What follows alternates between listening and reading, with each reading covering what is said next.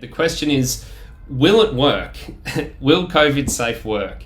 Look, it's not a cure, and it's certainly not a coronavirus force field. You're not going to walk around fully protected from the virus.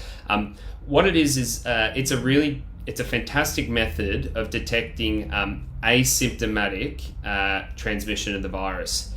That's when you have the virus but you're not showing any signs.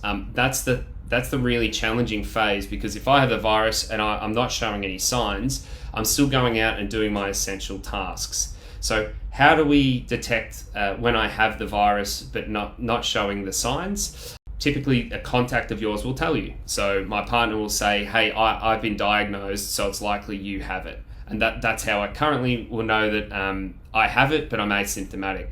The real challenge is in the community transition, and that occurs when you interact with a stranger who has it. So if I interact with that barista and he gets diagnosed, he tells all of his personal friends and contacts he's got it, but he can't tell me because I'm a complete stranger. That's where the app works.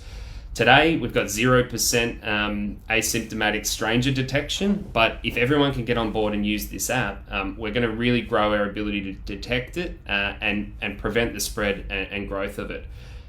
So when you do get detected, that's the critical point where your doctor, you test positive, your doctor gives you instructions on how to upload your information, and that's when you use your app and you say, I've had it.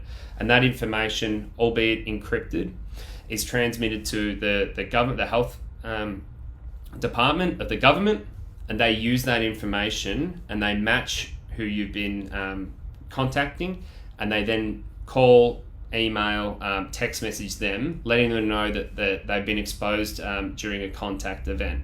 So that's how it works. Will it work? Well, it's not going to work unless we have massive app adoption, and so I would encourage you to download it and give it a try.